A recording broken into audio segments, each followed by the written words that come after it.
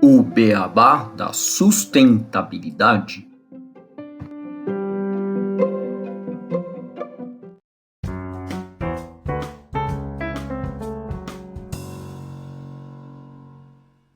Bem-vindos ao podcast O Beabá da Sustentabilidade. Este é o episódio 189, Nutrindo o Futuro com os Cogumelos. E hoje nós vamos continuar essa nossa viagem em relação aos benefícios do micélio. E para isso a gente vai entrevistar hoje o Eduardo Sidney, que é CTO e cofundador da Typical, que é a primeira food tech brasileira a produzir uma proteína à base da fermentação do micélio. Tudo bem, Eduardo? Tudo bem, Renato? Como é que vocês estão? Tudo tranquilo, Gustavo, Renato. Obrigado aí pelo convite de participar. Oi para todos os ouvintes aí também. Prazer estar aqui, viu? Olá, Eduardo. Prazer receber você. Olá, Gustavo. E olá a todos que estão aqui nos escutando, os fiéis ouvintes do Beabá da Sustentabilidade.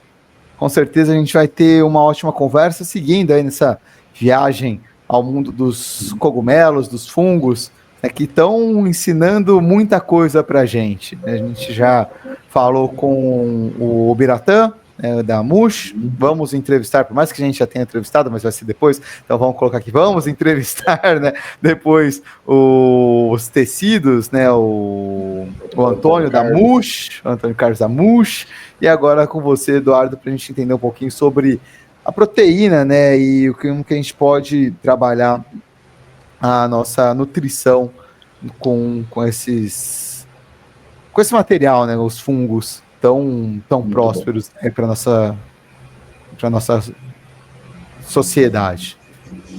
E, bom, fazendo uma abertura aqui, os cogumelos, eles exercem diversas funções na natureza. Eles podem ser decompositores, parasitas, produtores de antibióticos e também fornecer alimentos para outros organismos. Nós, humanos, sempre encontramos maneiras engenhosas de manipular a natureza em benefício próprio, e os cogumelos são uma prova incrível disso. Esses fascinantes organismos nos ensinaram que seu potencial vai muito além do que imaginamos. Na medicina, por exemplo, os cogumelos revolucionaram a produção de medicamentos como antibióticos, que salvaram incontáveis vidas. Na pesquisa científica, eles são verdadeiros aliados em áreas como genética, biologia molecular e biotecnologia. Sabia que eles serviram até de inspiração para resolver problemas complexos? Um exemplo incrível foi o experimento do metrô de Tóquio, onde os fungos ajudaram a criar rotas eficientes para a rede de transporte. Mas, sem dúvida, um dos maiores papéis dos cogumelos está na alimentação, na nossa alimentação.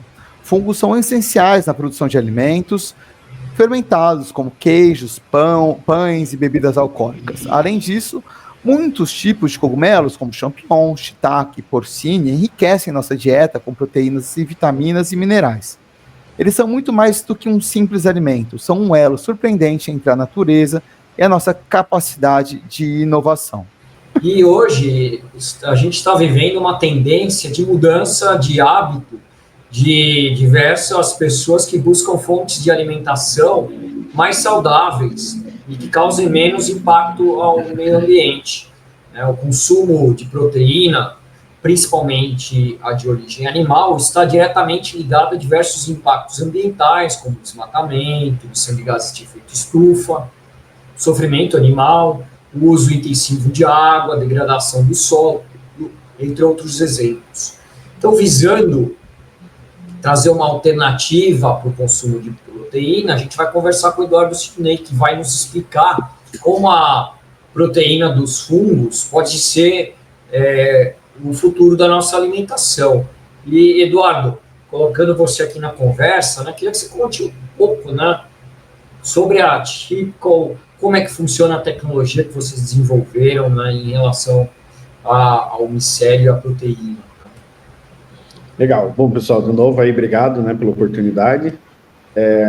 Super importante a gente vir falar sobre esse tema. Acho que a abertura que vocês fizeram aí foi brilhante.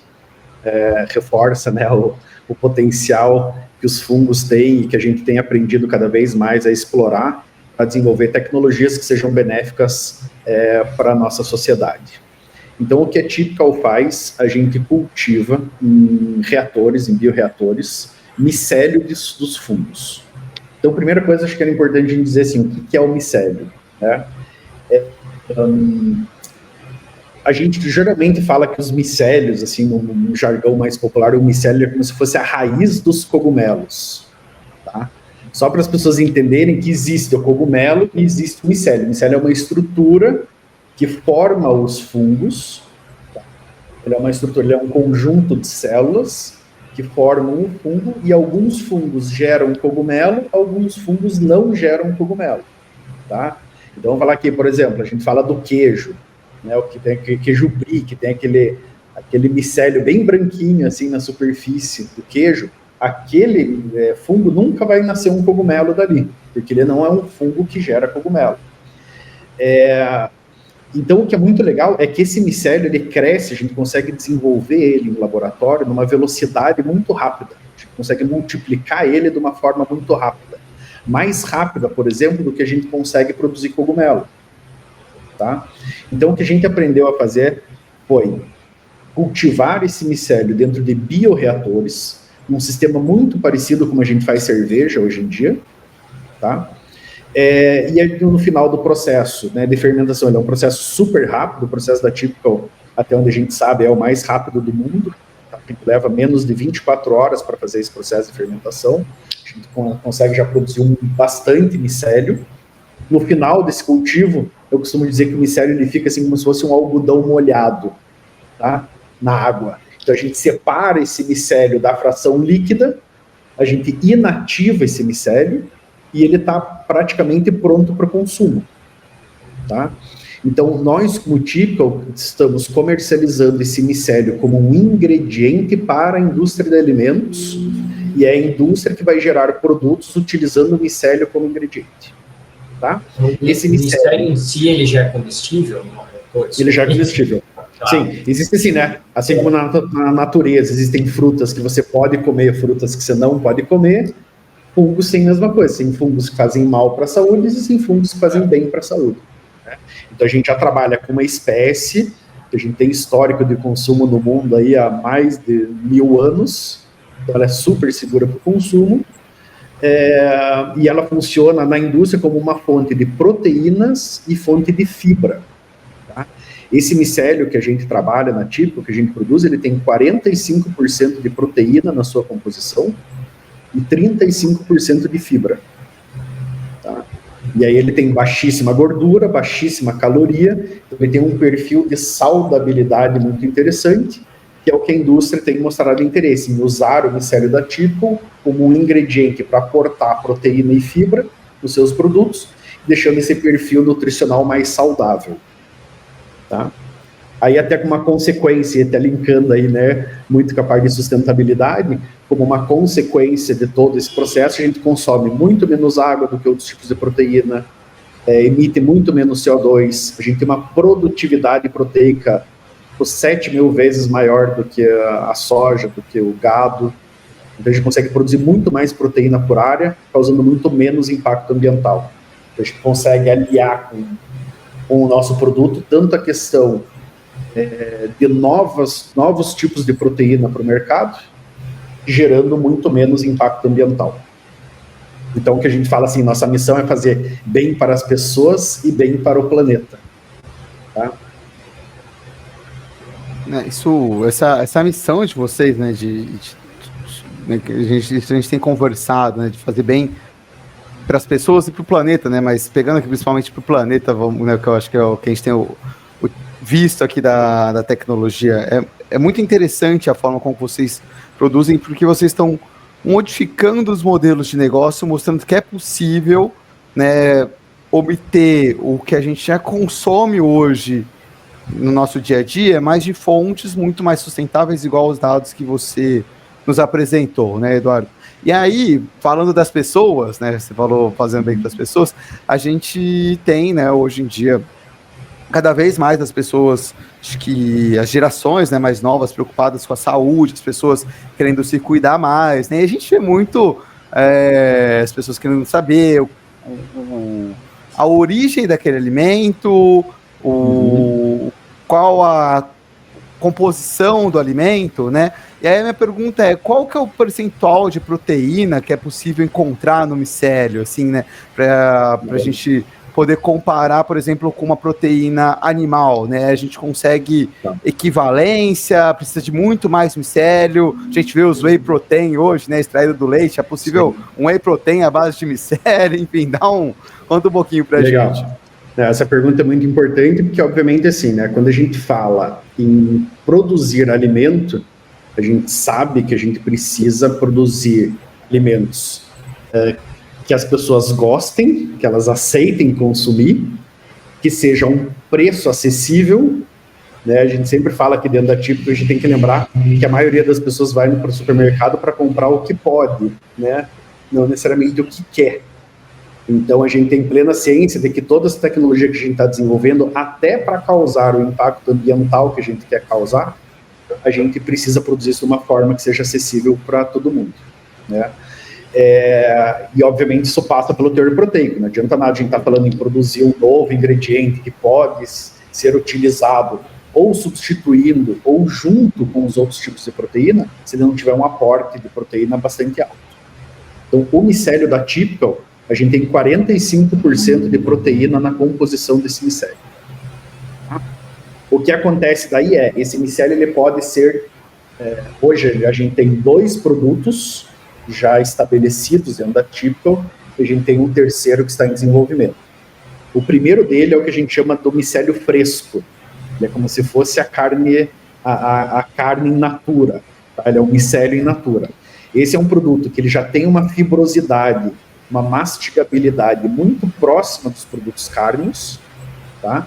E ele tem sido testado aí por algumas indústrias, tanto para a gente fazer produtos análogos de carne, similar ao que as pessoas chamam mais de plant-based, mas a gente também tem desenvolvido produtos híbridos. O que a gente chama de produto híbrido? É quando eu misturo a proteína animal com o micélio, ou misturo a proteína vegetal com o micélio.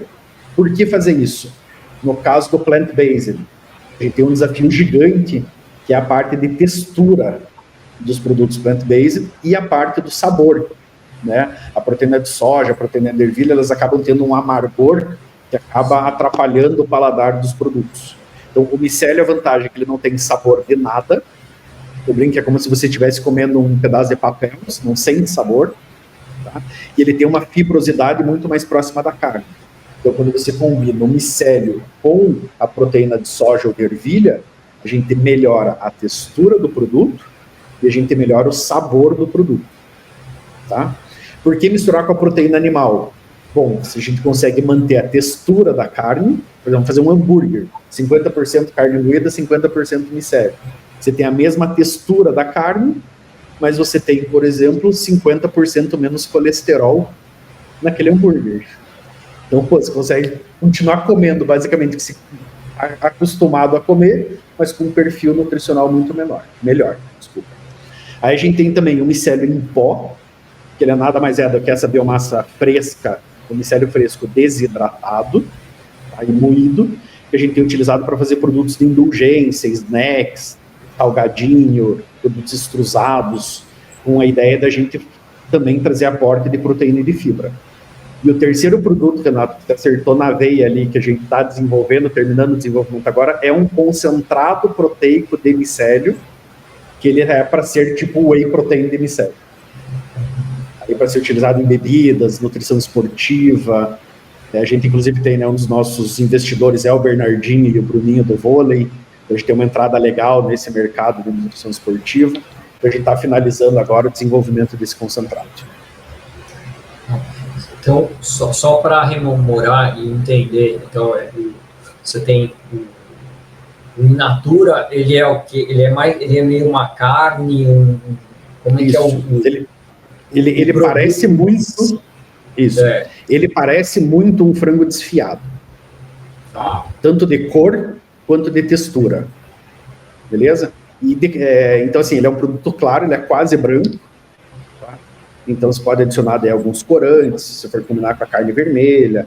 Então, esse produto, essa biomassa fresca, ele é tipo um frango desfiado. Tá? E aí o pó do micélio, seria o segundo, ele entra como um ingrediente em pó. Você tem um fermento, você tem um micélio em pó para as preparações. Né, Isso, a gente já testou aqui em panificação, em cookie, a gente já fez até sorvete, a gente já desenvolveu várias aplicações para a gente entender como que a gente pode utilizar esse micélio em pó. Tá? Então a gente aprendeu nesse tempo que esse micélio em pó é usado mais em produtos secos. Tá? E aí a proteína seria algo, já um produto final, né? Não seria Não, ele é um ingrediente também. Ele é um ingrediente, o que a gente vai fazer é vender essa proteína concentrada para a indústria, por exemplo, desenvolver um shake. Fazer um shake proteico, mas não quero usar whey protein. A proteína de soja de ervilha altera muito o sabor, né? Deixa o sabor muito amargo. Então a gente está vendo o micélio como uma alternativa, ou de repente você combinar diferentes tipos de proteína para você ter um perfil de produto que atenda melhor as demandas do consumidor. E a gente gosta muito, assim, não sei se perceberam, eu falei mais uma vez, a gente combinar os tipos de proteína, né? Eu brinco muito assim, que a gente tem que lembrar que é assim, ó, existe o reino animal e a proteína animal. Existe o reino vegetal e a proteína vegetal. E aí existe o reino dos fungos. E a gente está falando das proteínas dos fungos. Né? Então, assim, as proteínas do fungo, do vegetal e do animal, elas são iguais? Não são. Elas têm absolutamente as mesmas propriedades? Não têm. Então, o que a gente entende é que a gente tem que pegar o melhor de cada uma delas e trabalhar de um jeito que a gente consiga fazer produtos que sejam, no final do dia, melhor para as pessoas e melhor para o planeta. Eu achei, desculpa, Gustavo, não sei se você vai falar alguma coisa, mas quero só fazer um comentário, mas eu achei interessante a mistura das proteínas, porque, assim, entendo que existem várias pessoas que, né, por escolha, enfim, querem seguir uma dieta vegana, vegetariana. E isso é muito benéfico para o planeta, pensando nos impactos ambientais, às vezes, de você consumir diretamente a carne animal. Mas existem pessoas que já, né, têm uma dificuldade maior em seguir esse tipo de dieta. Mas você fazendo uma mistura de uma proteína dos fungos, né, que você falou que é um sabor mais neutro comparado com a vegetal, com uma proteína de carne que vocês têm feito, você pelo menos ajuda já a pessoa a reduzir esse consumo de carne animal sem mudar muito o hábito, né? Então é uma transição, né, se você está querendo e reduzindo o seu impacto ambiental também, do consumo da carne vermelha ou de outra carne, né, que a gente sabe que tem um impacto muito grande. Então, achei bem interessante a ideia de fazer essa mistura também, pensando às vezes uma transição ou pessoas que querem ter um impacto ambiental menor, mas às vezes não conseguem ir para largar a carne, a proteína animal de uma vez. Achei só comentando. Tem gente que tem, você tem gente que tem a consciência ambiental, mas, cara, na rotina do dia a dia o cara acaba não conseguindo. O cara vai almoçar fora, vai no buffet. Pô, você tem bife. Você tem, né? É difícil, assim, não é...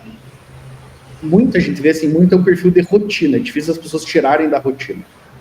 E quando a gente fala de alimento, a gente sempre fala em duas coisas. É sabor, o primeiro exposição, e depois é preço. Então, assim, cara, o negócio tem que ser gostoso, a pessoa tem que poder comprar.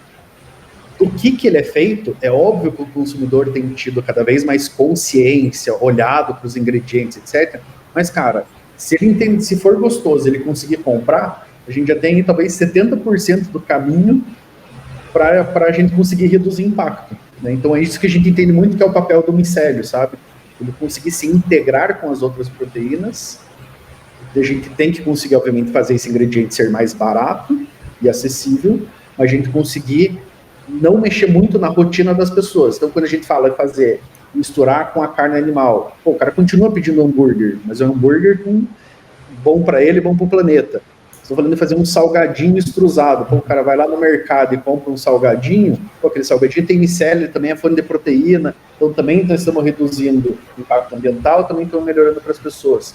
Então, acho que é esse o papel que a gente entende que a gente vai desempenhar agora, que é justamente o momento de transição, o momento que essa consciência alimentar está aumentando cada vez mais, e as pessoas precisam ter alternativas ou novas soluções para endereçar aí os seus interesses, né, os seus gostos.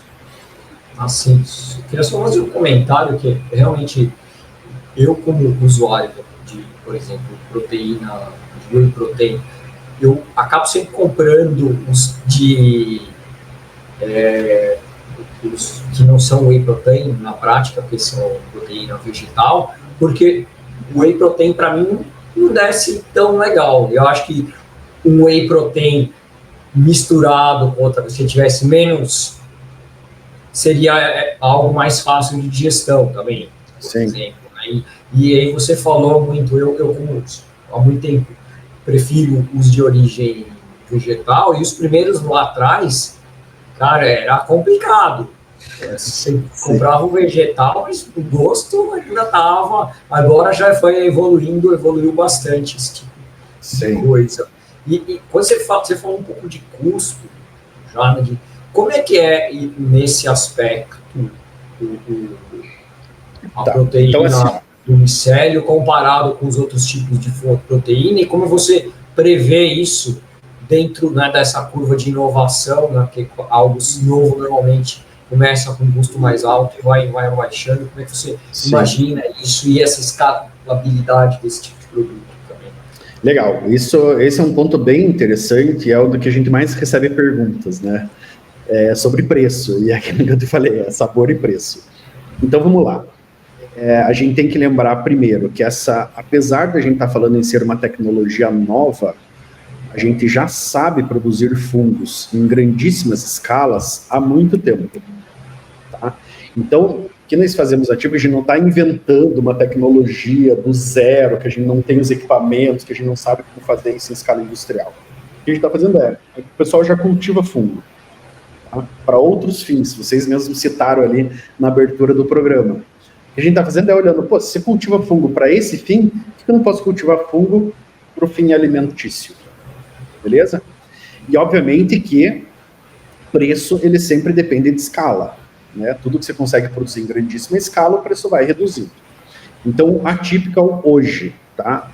A gente tá aí que há 1 ano e meio que a gente rodou uma planta piloto aqui em Curitiba, onde a gente fez muita interação com a indústria, então colocando o nosso ingrediente na mão da indústria. Agora a gente está fechando os primeiros contratos comerciais, e esse ano a gente já está fazendo um scale-up para ir para a escala comercial. Tá? Essa nossa primeira escala, a gente vai conseguir produzir em torno de umas 3 toneladas por mês. Esse produto, ele já vai começar a ser comercializado no mesmo preço da proteína de ervilha. Tá? Depois, obviamente, quanto mais a gente ganhar escala, mais a gente consegue ir reduzindo esse custo. Nossa meta, seguindo aí nosso plano de negócios, as captações de investimento para ganho de escala, a nossa meta é, no máximo 10 anos, a gente já ser a proteína mais barata do mercado. Tá? Para vocês entenderem, assim, onde nós estamos hoje, onde a gente quer chegar. E é por isso que eu comentei ali com vocês. Se a gente quer produzir um alimento, para a gente faz sentido eu produzir um alimento e as pessoas não possam comprar, e se poucas pessoas puderem comprar, o impacto ambiental que a gente pode causar também vai ser muito reduzido. Então, o motivo que a gente quer, a gente tem esse interesse de causar esse impacto ambiental bastante grande. Isso está relacionado à acessibilidade. Pensando nessa questão da escala, Eduardo, e também nos impactos ambientais, uma coisa que eu estava pensando aqui. Quando a gente compara, por exemplo, a proteína animal, vamos pegar de origem bovina, para ter essa proteína em escala, você precisa de muita área, né? Você precisa de mais pastagens. Você vai para uma outra origem ali, suína ou de aves, também você precisa de animais, né? Uma escala um pouco menor, mas também precisa de muito espaço. Sim. A produção de soja, você precisa de plantio enorme ali, né? De terras, né, E clima, né? E clima. Como que é para a produção da proteína do fungo? Vocês precisam de muito espaço para trazer essa escalabilidade e atender essa alta demanda? As questões também de clima são mais... Qualquer lugar você consegue produzir? Tem algum clima mais específico? Eu acho que isso é interessante também, aparentemente. Sim. Eu estou pensando aqui, é muito mais fácil para você atingir, né? Essa escala. Como eu comentei ali, quando a gente trabalha com uma fermentação líquida, que ela é muito próxima como a gente faz cerveja. Então, o nosso processo ele acontece dentro de tanques, que a gente chama de bioreatores, quando a gente consegue multiplicar as células do fungo, controlando todas as condições ambientais. Então, nesse tanque eu controlo a temperatura, controlo o pH, controlo quanto de ar eu injeto. Então, assim, esse tanque, esse micélio ele pode estar sendo produzido em qualquer lugar do mundo, porque as condições em que o fungo está crescendo a gente consegue controlar através de sistemas. Tá? Outro ponto importante é que essa produção ela é vertical. O tanque ele aumenta a largura, mas ele aumenta muito mais em altura. Não sei quem já passou na frente de cervejaria, você passa e olha, tem aqueles tanques enormes, mais alto que um prédio às vezes, né? Então, o nosso sistema de produção é igual àquilo. Então, a produção ela é verticalizada. Então, além da gente não ter tanta dependência assim de clima, e a gente não depender tanto de área, a velocidade de multiplicação dos fungos é muito maior do que dos animais, né? Comentei ali com vocês, a nossa fermentação leva menos de 24 horas, tá? Para ela atingir o ápice de quanto de fungo eu consigo cultivar. Enquanto um boi, um frango, demora vários meses ou dias para você conseguir criar esses animais, para daí conseguir abater, para daí você conseguir ter a proteína. Né? É a produção então, só para ter uma ideia, só para a gente ter uma ideia, quando a gente compara com gado, a nossa produtividade de proteína é 6.000 vezes maior. Quando a gente compara com o frango, a nossa produtividade proteica é 215 vezes maior. E quando eu comparo com a soja, a gente é 7.000 vezes maior. Por quê? Porque a velocidade de reprodução é muito grande. E um outro ponto da soja que eu ia comentar, né? Também você falou do tempo, também, né? Porque a soja tem todo um tempo de cultura, e aí vocês não precisam de defensivos agrícolas, não precisam de um monte de outros insumos, né, que encarecem ali a produção. Muito esses dias eu até vi, Renato, foi ontem até, não tive tempo ainda de ler todo o estudo, mas que eles estavam, um estudo do Instituto de Defesa do Consumidor, que fizeram uma rastreabilidade, por exemplo, de agrotóxicos em produtos plant-based, porque fatalmente os agrotóxicos lá no campo acabam se arrastando na cadeia. Né? No nosso caso, a gente não vai ter isso. E uma coisa super interessante no nosso processo também, que tem tudo a ver com a sustentabilidade, é que a gente utiliza subprodutos da própria indústria de alimentos para alimentar o nosso fungo. Então, por exemplo, a gente tem uma parceria bem forte com a Ambev. Tá? Então, a gente usa a levedura de cervejaria, que é um subproduto da produção de cerveja, para alimentar o meu fungo. Então, aquilo que para a indústria seria um descarte, a gente aproveita no nosso processo para cultivar o micélio, e esse micélio retorna para a indústria como um novo ingrediente. A gente tem, inclusive, essa questão de economia circular, né, e a gente otimizar o uso de recursos naturais, que é uma das coisas que a gente também leva muito a sério aqui na nossa empresa. Muito, muito legal a tecnologia. É um futuro que a gente vê os plant-based, né, mas vê aí os fung-based, sei lá, vamos falar assim. A gente tem chamado de mush-based. Mush-based. E como é que tem sido a aceitação da indústria? Você já falou da Ambev, falou um pouco como é que a indústria alimentícia tem percebido o micélio como um ingrediente, como uma alternativa viável, né, para a proteína? Sim, então é bem legal. A gente montou essa planta piloto aqui em Curitiba justamente com a intenção da gente conseguir produzir micélio suficiente para conseguir colocar nas mãos da grande indústria. Tá? Então, tanto a gente tem um laboratório de aplicações, onde a gente estuda esse ingrediente, entende como que ele pode ser utilizado para fazer diferentes alimentos, quanto a gente faz essas parcerias com a grande indústria de alimentos para eles também testarem dentro dos produtos. Então, por exemplo, a gente pode chegar para a indústria de carnes e falar o seguinte: olha, você pode pegar o micélio e fazer um peito de frango. Só que a indústria olha o micélio, olha o peito de frango, e o cara fala assim: ah, não é possível. Então, o que a gente faz dentro do nosso laboratório é a gente pega o nosso micélio, a gente cria um peito de frango, a partir dele, um análogo, leva para a indústria e fala assim: olha, tá vendo esse peito de frango? Isso aqui é feito com micélio. A indústria olha e fala assim: caramba, isso é muito legal. E aí, obviamente, a gente monta essas parcerias, a indústria começa a testar, a desenvolver produtos, usando o nosso ingrediente, e agora, em 2025, a gente já pretende ver os primeiros produtos aí, contendo o micélio da Typical, entrando no mercado. Tá? Então, a aceitação tem sido boa porque é um produto que ele, diferente das proteínas vegetais, ele não agrega com sabor no produto.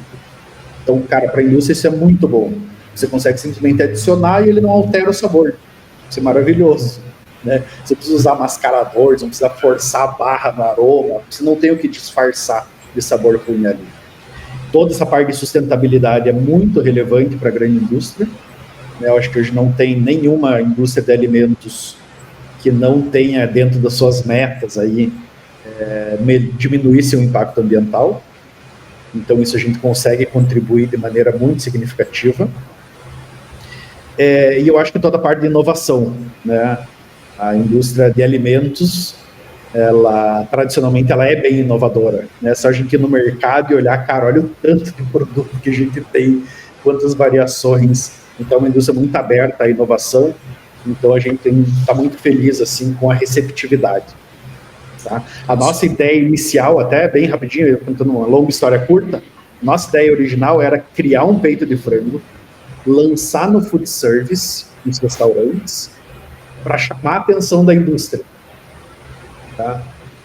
Quando a gente criou esse peito de frango e começou a mostrar para as indústrias, os caras falaram: não, isso é muito legal, já me manda aqui que eu quero ir testando. Então a gente nem lançou o nosso peito de frango, porque a gente já chegou no objetivo que era atingir, chamar a atenção da indústria. Então isso para a gente foi muito legal. Acelerou bastante essa nossa trajetória. Só focar também, eu trabalhei boa parte da minha carreira em indústria alimentícia e é exatamente essa parte, tanto da inovação é muito forte, quanto de procurar ingredientes que não tenham sabor. E isso eu percebia muito, né? Sim. Procurar coisas que melhorassem o produto, mas que não tivesse o sabor, que não fosse mudar a perspectiva final do usuário daquele produto que já está no mercado há muito tempo, já tem um sabor, mas agora vou introduzir ele de uma forma mais saudável, de uma forma enriquecendo em nutrientes, que era algo que era muito buscado na indústria. E esse tipo de ingrediente é o ingrediente-chave, né? Isso é bem legal, assim, a gente tem percebido, ao passar dos anos, uma mudança de perfil da indústria nesse sentido. Antigamente, o que acontecia era fazer produtos gostosos, né? Então, praticamente, sim, cara, vamos usar tudo o tipo de ingrediente que a gente tem para fazer o produto mais gostoso possível. Com o passar do tempo, a gente foi entendendo que aqueles produtos super gostosos faziam mal para a saúde das pessoas. A gente entrou numa segunda fase, que era assim: putz, precisamos diminuir esses ingredientes que não fazem muito bem. Nós precisamos começar a melhorar, a diminuir o impacto do alimento na saúde das pessoas. E eu vejo que a gente está entrando numa fase agora que é do tipo assim, não é mais questão de reduzir o que faz mal, a gente quer fazer alimentos que façam bem. Entendeu? Então acho que a gente está num time também muito certo de tecnologia e com essa visão do mercado de alimentos. Nem falo para o futuro, é para daqui a pouco já, ou é para o futuro de curto prazo. São alimentos que promovem a saúde nas pessoas. Então a gente também tem acompanhado muito assim. Busca, né? Todo mundo está competindo para ter um alimento mais saudável, e ainda mais agora, né, que cada vez mais primeiro a informação vai ficando disponível para o consumidor, né? Agora a gente vai em qualquer supermercado e está lá alto em A lupa, sódio, né? alto em açúcar, alto em gordura. Você começa a olhar e falar, poxa, qual o produto que eu vou? Ó, esse aqui não está escrito, ó, eu vou comprar o desse hoje. É chocante, né? E, assim, eu sempre comprava meus filhos biscoito de polvilho.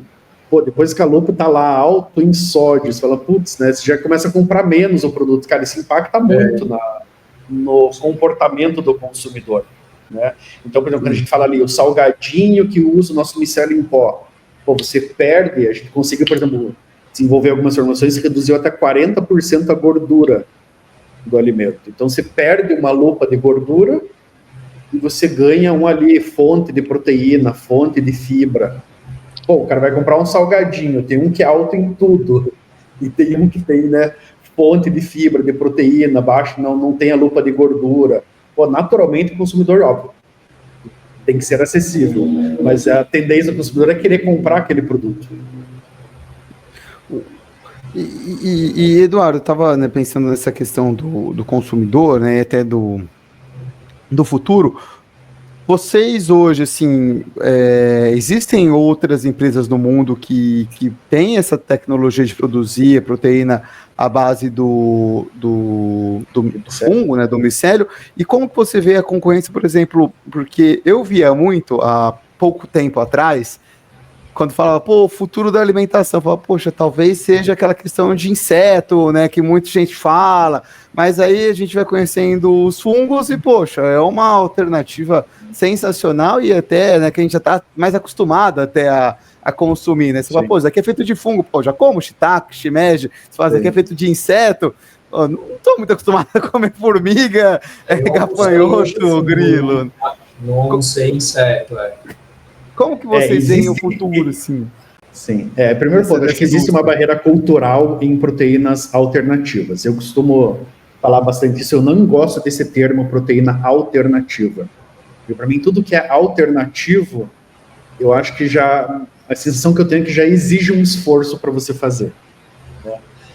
Eu gosto de falar assim, são novas proteínas. Existem diversos tipos de proteínas diferentes, né? Óbvio, o inseto tem uma barreira cultural gigantesca, né?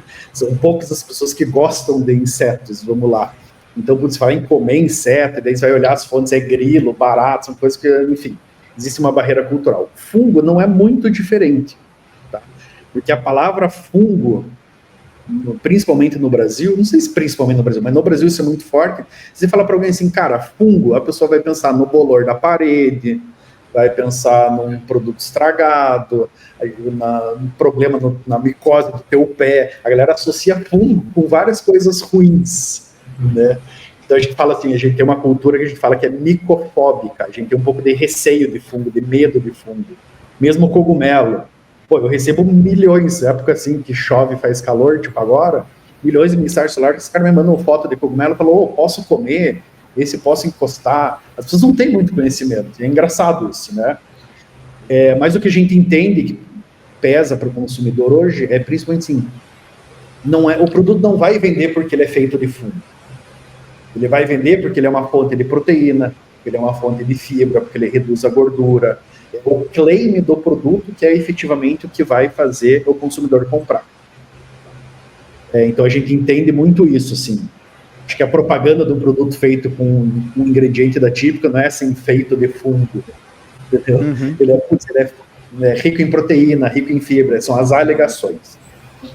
No mundo existem outras startups fazendo isso, a gente é pioneiro na América Latina, tá? Então hoje a gente é a empresa mais avançada em América Latina nessa tecnologia. A gente tem visto ao redor do mundo, Estados Unidos, já tem produtos no supermercado feito com micélio. Europa também já tem produtos na gôndola do supermercado. Então, uma tendência que a gente vê que fora está crescendo cada vez mais, e a gente entende que o Brasil é um mercado gigantesco, mercado consumidor gigantesco. A gente é aí um dos berços, né, de alimentos, aí, um dos maiores produtores de alimentos no mundo, e, consequentemente, a gente também tem muito subproduto da produção desses alimentos, que é o que a gente utiliza na Típico como matéria-prima para a nossa produção. Então, a gente entende que a gente está num lugar com todo o potencial para a gente desenvolver essa tecnologia e por que não liderar esse tipo de tecnologia no mundo. Legal. É uma tecnologia sensacional, né? De se conhecer e de ver. Eu quero ver logo do mercado para poder experimentar. E tá conhecendo. Eu já conheci, comi carne de proteínas alternativas, não, né? De outras fontes de proteína, né? Vegetal, enfim. E realmente o gosto não foi muito do meu paladar, assim. Não bem, hein?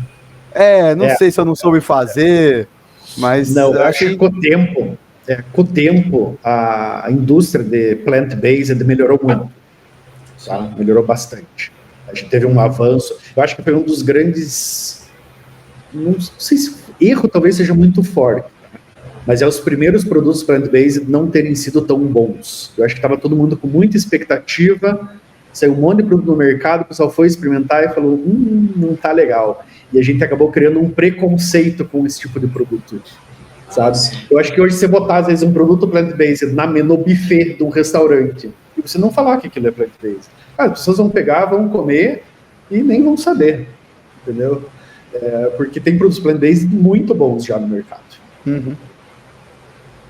Estou curioso para ver o de vocês no mercado já à disposição. Precisamos mandar para vocês aí. Precisamos mandar umas amostras aí para vocês experimentarem. Vamos organizar isso. Que esse negócio dos primeiros produtos, o meu pai é vegetariano há mais de 40 anos, né? Não, quase 40 anos, desde 86. E eu lembro nessa época, começo dos anos 80, 90, quando ele comprava uma proteína de soja, nossa, era um negócio horroroso de gosto. É bem isso. Daquela época. E agora é completamente outra coisa. Você tem várias opções a mais, né? A pessoa que não come mais a proteína animal, hoje ela consegue se alimentar de forma saborosa, né? Mas... bem isso. E você sabe uma diferença bem importante aí, que acho que é um benefício importante para o consumidor que o micélio traz? Pense, a proteína de soja, a proteína de ervilha, quando ela chega na indústria, ela é tipo uma massa de bolo, tá? E assim, como que se transforma uma massa de bolo num bife? Então vamos lá, você prepara a massa de bolo, você tem que adicionar uma coisa para dar a mordida, aí o sabor fica muito forte, você tem que adicionar um mascarador, daí você adiciona o aroma, daí o produto fica muito seco, você adiciona a gordura. Então, o que aconteceu no andar da carruagem e no desenvolvimento dos produtos plant-based é que hoje se consegue fazer um produto análogo à carne animal, só que quando você vira e olha o número de ingredientes, tem muito ingrediente. Entre 15 e 22 ingredientes para você fazer um produto análogo. E o que aconteceu foi que o consumidor começou a olhar isso, ele olha lá na lista de ingredientes, um monte de nome que ele não entende, e ele começou a falar, cara, será que isso aqui realmente é melhor para minha saúde do que eu comer a carne vermelha? Sim. E isso causou uma crise na indústria plant-based, porque o mercado de análogos de carne começou a dar uma bela caída. Tá? O que é legal do micélio? A gente desenvolveu aqui na Typical um peito de frango que ele tem 3 ingredientes. Ele é 96% micélio, ele vai um aroma natural e amido. E com isso a gente faz um peito de frango. Entendeu? Então, putz, muito mais parecido com uma carne do que um produto feito com soja com ervilha. Então, por isso que eu falo, o micélio por si só ele já tem um potencial, porque, por exemplo, aqui no Brasil, a gente não come hambúrguer, nuggets, produto processado no dia a dia. O que você come? Você come um pedaço de carne, normalmente. A gente, no nosso mercado, a gente sente muita falta de ter uma carne no prato. Né? Então, o que eu acho legal do micélio é isso também. A gente também consegue fazer análogos de carne com muito menos ingrediente, ou a gente pode misturar a soja com o micélio, a ervilha com o micélio, para a gente fazer um produto que chegue no meio termo, ele seja gostoso, ele tenha bastante proteína, ele atenda os requisitos do consumidor, mas a gente consegue melhorar a textura do produto, diminuindo o número de ingredientes que você precisa para fazer um produto plant-based. Então, isso é bem legal. E dá para misturar, inclusive, com outro fumo, né? Com cogumelo mesmo. Dá para misturar com cogumelo mesmo. A textura é bem diferente, né? A textura do cogumelo para a textura do micélio. Mas dá para misturar. Eu sou fã de hambúrguer de cogumelo. Então, o gosto do cogumelo, para mim, é muito bom. Sim. Eu gosto bastante também. Eu não conto aí Cogumelo eu gosto também bastante, um gosto que eu gosto. Mas você sabe uma curiosidade bem rápida, desculpa, nos Estados Unidos, cogumelo está no top 10 alimentos que o americano menos gosta de consumir. Então, às vezes a gente acha que cogumelo é uma coisa muito chique, que é, né, nossa, vou chamar o micélio de cogumelo, porque se agregar, nem sempre. Curiosidades. E Eduardo, vocês também ficam aí no sul, em Ponta Grossa? Tipo, eu fico, a nossa planta piloto é em Curitiba. Ah, é Curitiba. Curitiba é pertinho, Ponta Grossa é 100 quilômetros daqui, 120 quilômetros. Ah, não, que eu ia perguntar se o futuro é substituir o churrasco gaúcho pelo proteína aí da eu não gosto muito de falar em substituição, mas eu não vejo por que não ter alguns produtos de micélio junto no churrasco, por que não? Legal. Para atender todo mundo. Muito bom, Eduardo. Acho que a gente vai conhecendo, né, esse mundo aí do micélio e as possibilidades, né, que os fungos nos fornecem. Acho que foram vários aprendizados aqui, né, Gustavo? A gente conheceu produtos sensacionais e para a gente encerrar aqui a nossa conversa e fechando, eu queria ver, né, pedir para você aí deixar uma mensagem para os ouvintes e também onde que eles podem buscar mais informações, né, da Typical, dos produtos de vocês, quando saem no mercado, onde que eles ficam ali vendo, saiu, quero experimentar, qual que é que eu vou atrás, enfim. Deixar um spoiler para gente. Eu acho que assim, deixar como mensagem, eu acho que é muito importante, acho que a gente tem visto cada vez mais aí notícias tristes relacionadas a variações climáticas, e acho que a mensagem que eu posso deixar é sempre para a gente rever hábitos, né? Porque eu acho que muito do impacto que a gente causa, ele está relacionado às coisas que a gente está acostumado a fazer. E tudo que a gente está acostumado a fazer é difícil, às vezes, a gente deixar de fazer ou mudar de forma muito abrupta. Até por isso que a gente fala muito nessa transição alimentar. Eu acho que vão surgir cada vez mais tecnologias de menor impacto ambiental. Eu acho que é muito importante que as pessoas se atentem a isso e estejam dispostos a testar esses produtos, né? Eu acho que a gente vai ter um caminho... A gente já tem visto um boom dessas novas tecnologias mais sustentáveis, mas, do outro lado, a gente encara, em várias delas, muita resistência do consumidor em experimentar, em provar, em comprar. E eu acho que a gente tem que estar, até vendo as notícias, vendo os últimos acontecimentos, a gente tem que começar a abrir nossa mente aí para testar cada vez novas coisas, né? Eu acho que isso perpassa lá pela MUSH, quando a gente fala dos novos materiais feitos de micélio, ele passa pela MUSH quando a gente fala dos tecidos, e passa pela Typical quando a gente fala em novas ou formas não convencionais da gente se alimentar, ou novos ingredientes que a gente vai encontrar cada vez mais nos nossos alimentos. Para acompanhar a gente, eu acho que é 2 caminhos. A gente usa bastante LinkedIn para compartilhar notícias da Typical, então pode procurar lá no LinkedIn pela Typical, e rede social Instagram é o nosso mais forte aí, então só procurar @ittypical, e aí se encontra a gente lá, e se quiser entrar em contato com a gente, mandar perguntas, estamos aí 100% aberto, a gente mesmo acompanha redes sociais bastante, então estamos sempre à disposição aí para atender todo mundo.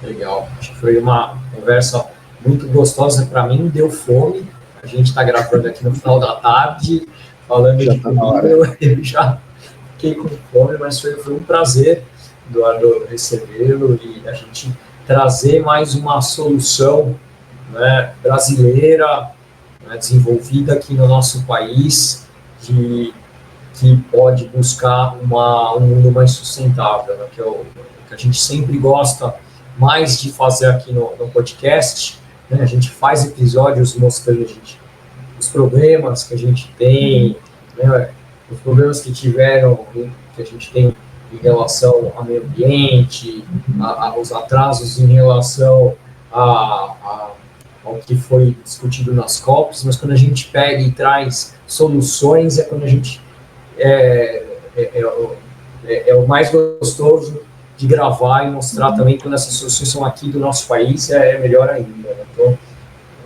eu queria agradecer os ouvintes, agradecer você, Typical, agradecer o Renato e abrir para vocês aí também para agradecimento final.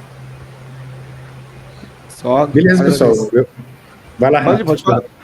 Não, só queria falar. agradecer aí vocês pela oportunidade da gente falar sobre a Typical, falar sobre esses novos ingredientes, a nova categoria. Parte de um trabalho importante da gente educando as pessoas, das pessoas irem entendendo, irem ouvindo falar, pesquisar, tirar dúvidas. Por isso, né, que eu mantenho aí as portas da Typical abertas para todo mundo que queira interagir com a gente. Mas agradeço de coração vocês pela oportunidade e parabenizar aí pelo podcast e por todos os temas relevantes aí que você tem trazido para a discussão. Obrigado, Eduardo, obrigado, Gustavo, e a todos que nos ouviram. Foi uma ótima conversa, adorei conhecer mais da Typical e os cogumelos. E a gente vai mantendo contato, as portas estão sempre abertas para explorar o mundo dos micélios e todos os futuros desenvolvimentos que vocês quiserem trazer aqui, a gente está aberto para conversar. Até o próximo episódio, que aqui o Beabá é sustentável. Valeu. Valeu. Boa.